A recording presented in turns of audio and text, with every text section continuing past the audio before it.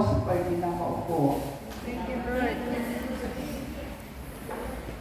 Muli sa mapagpalang hapon po sa inyong lahat.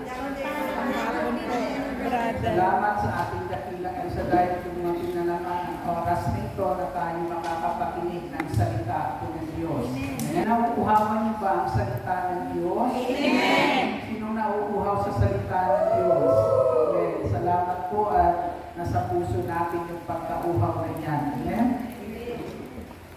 Dito po sa ating pong ebanghelyo na napakinggan, mga taong ibig makapakinig ng salita ng Diyos, na nung sandali na yan ay pumunta sila doon sa lawa kung saan ay naruroon ang ating Panginoong Jesucristo. Na mga taong nagnanais makapakinig ng salita ng Diyos. Amen? Kapag narinig ninyo yung salitang nagnanais o naghahangad na makapakinig ng salita ng Diyos, anong natatanaw natin mayroon sa puso ng taong iyan? Maka-Diyos. Ano? Matatanaw mo anong kabutihan mayroon sa puso ng taong iyan. Ba't ganun may hangarin siyang mapakinggan ang salita ng Diyos? Kasi alam natin ang naghahangad na makapakinig ng salita ng Diyos, taong naghahangad ng mabuti o kabutihan. Amen. Amen. Sa isang bahagi ng kasulatan sa Aklat ni Oseas, kabanata po ay 4 at talata ay 6, ang sabi roon, ang bayan ko ay napapahamak dahil binabaliwala nila ang aking salita. Amen? Ang pagbabaliwala ng salita ng Diyos, ang sabi po ay nagiging daan para ang tao ay masadlak sa kapahamakan. Amen?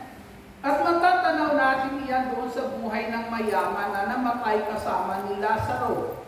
No, ang mayaman ay namatay at naroon na siya sa lugar na kung saan ay nagtitiis siya ng hirap. Ang tawag na sa lugar na kanyang kinaroroonan ay dako ng pagdurusa. Amen?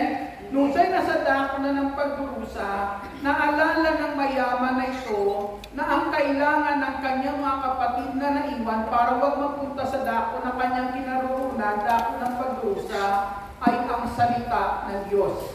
Salita ng Diyos na nung siya'y nabubuhay sa daigdig na ito at nagpapasasa sa kanyang kayamanan, ay kanyang binaliwala o nakalimutan sa buhay niyang pakinggan. Amen? At ang sabi ng mayaman, yun ang kailangan ng kanyang mga kapatid para wag sila mapunta doon sa dako ng pagdurusa. Ang sabi po, sa Ebanghelyo ni San Juan, kabanata po 15, talata po ay 7, kung mananatili kayo sa akin at mananatili sa inyo ang mga salita ko, hingin ninyo ang inyong maibigan at ipagkakaloob sa inyo. Amen? Ang sabi po, kung ang salita ng Diyos ay mananatili sa atin, ang sabi po riyan, anumang hilingin natin sa Diyos ay ibibigay niya sa atin. Amen? Ang sabi sa sulat ni Propeta Isaias, kung susundin ninyo ang aking mga utos, pagpapala ay dadaloy sa inyo parang alon sa dagat na sunod-sunod. Makikita po natin sa mga talatang ito na salita po ng Diyos kung ano yung mabuting maidudulot nito sa buhay ng bawat isa po sa atin at kung anong magiging kapahamakan sa buhay natin kapag ito po ay ating binaliwala. Amen. Sa punto po nito mga kapatid, yung mga tao pong ibig makapakinig ng salita po ng Diyos, mga taong may hangaring mapakinggan ang salita ng Diyos, sino po yung mga taong ito? Mga taong makasalanan. Amen. Mga taong makasalanan. Pero sa kabila po ng kanilang pagiging pa rin umiiral sa kanilang puso. At ano po yung kabutihan po iyon? Sa kabila ng kanilang pagiging makasalanan, hindi nila nakakalimutan mayroong Diyos. Amen. Marami sa atin nagsasabi, hindi naman ako nakakalimot sa Diyos. Sino bang makakalimot sa Diyos? Paglabas mo na ng bahay mo, makikita mo napakalawak ng langit. Amen? Kapag nakita mo lang ang langit, maalala mo talagang may Diyos. Amen. Pero minsan, kahit gaano lawak ng langit, marami nakakalimot sa Diyos. Kahit natatanaw may langit, marami nakakalimot sa Diyos. Amen. Amen. Pero kapag ang tao niyaya kung lumapit sa Diyos, ang salita, hindi naman ako nakakalimot sa Diyos. Amen. Palakpakan natin ang ating Diyos. Mga tao na makasalanan tulad natin, pero sa kabila ng kanilang pagiging makasalanan, ando doon sa puso nila yung hangarin mapakinggan ang salita ko ng Diyos. Kapag ang tao may hangarin mapakinggan ang salita ko ng Diyos, ang taong makasalanan na may hangaring mapakinggan ang salita ko ng Diyos, yan yung tao na kung saan ang buhay niya ayaw niyang mawala sa paghahari ng Diyos. Amen? Ayaw niyang mapawalay sa paghahari ng Diyos ang kanyang buhay. Yan yung tao na sa kabila ng kanyang pagiging makasalanan ay nagmimithi na kung saan maituwid ang kanyang pagkakasala, maituwid ang kanyang pagkakamali. Ang sabi po sa aklat po ng awit, kabanata po ay 100 at 119, talata po 105. Salita mo'y isang tanglaw na sa akin ay patnubay, liwanag na tumatanglaw sa landas kong daraanan. Taimtim ang pangako kong, ang utos mo ay susundin. Tutupin ko ang tuntunin, iniaral mo sa akin.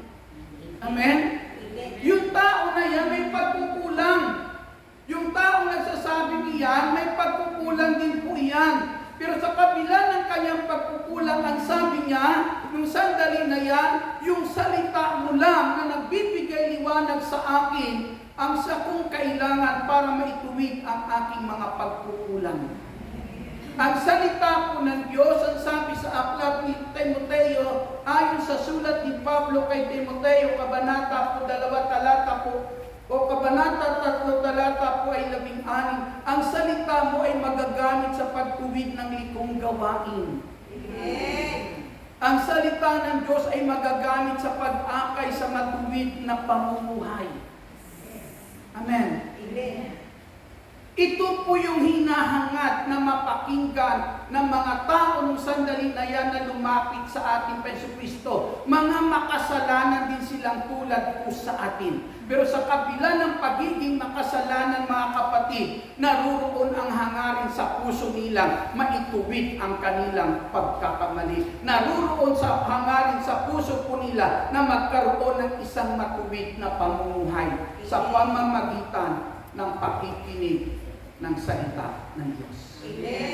Lapakan natin ang ating Panginoon Jesucristo na ang taong naghahanap ng isang matuwid na pamumuhay, tao na kung saan ang buhay niya ay hinahayaan niya mapailalim sa paghahari ng Diyos. Amen? Amen. Ang buhay ba natin na sa paghahari ng Diyos? Amen. Amen. Isang palatandaan yan, bukas ang puso niyong pakinggan ang salita ng Diyos. Amen? Kasi pag hindi bukas ang puso mo sa salita ng Diyos, ang tanging maririnig na lang sa'yo, hindi ako nakakalimot sa Diyos. Kahit nakakalimot ng lumapit, hindi pa rin nakakalimot. Amen? Amen. Ang laging maririnig mo sa tao ko iyan. Ito po ang nais ng Panginoong Jesus. Pangalawa po, mga kapatid, ay ito. Ang pangalawa po, bakit nila makikita natin sa kabila ng kanilang pagiging makasalanan, may umiiral na kabutihan. Amen? May umiiral na kabutihan at yung kabutihan kung ito mga kapatid, yung sandali na yan, ang nagbibigay pa sa kanila ng hangarin, mapakinggan ang salita po ng Diyos upang hangarin ang isang pamumuhay na nais ng Diyos makita po sa atin. Pangalawa, makikita po natin ang mga tao na tumakasalanan, mga kapatid, subalit sa kabila ng kanilang pagiging makasalanan, yung buhay meron sila, hindi nila inilalayo sa Diyos. Amen? Hindi mo mapapakinggan ang salita ng Diyos kung hindi mo ilalapit sa Diyos ang iyong buhay. Amen. Amen? Kaya nung sabi ng ating Panginoon, halik kayo, gaano man karami, halik kayo, lumapit kayo sa akin.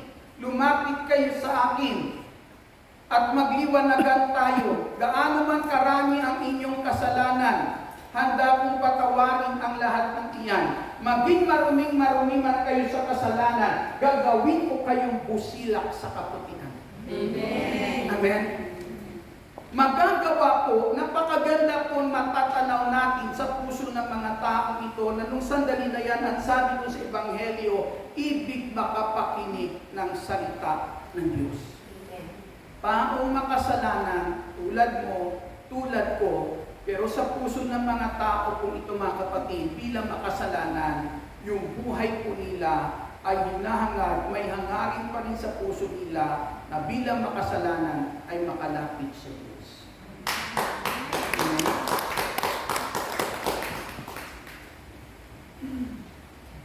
Ang paglapit sa Diyos ay kagalakan para sa Diyos. Amen. Amen.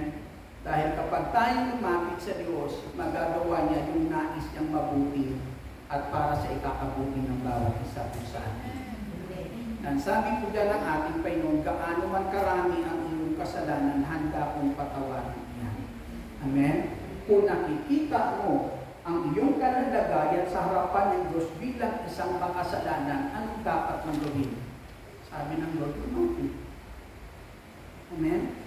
Makasalanan. Kasi nung bang iyayaya ng Panginoon, sabi niya sa Isaiah chapter 1 verse 18, sabi niya, lumapit kayo sa akin at magliwanagan tayo, kayo ng mga makasalanan. Amen? Gaano man karami ang inyong kasalanan, lumapit kayo sa akin. Amen. Ang taong makasalanan lumalapit sa Diyos ay taong uhaw na sa kabila ng kanyang pagiging makasalanan, may pagkauhaw sa puso niya, umiiral na makasama ang Diyos.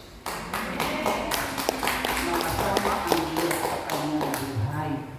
Amen? Nakikita niyo yung kabutihan kong iyon?